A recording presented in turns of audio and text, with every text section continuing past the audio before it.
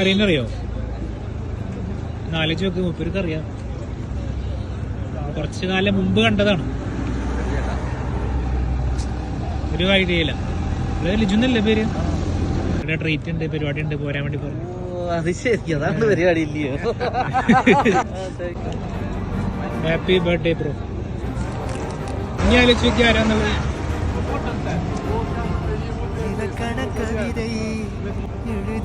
ഒരു ബസ്സില്ല. വൈഫിന്റെ പേരെന്താ?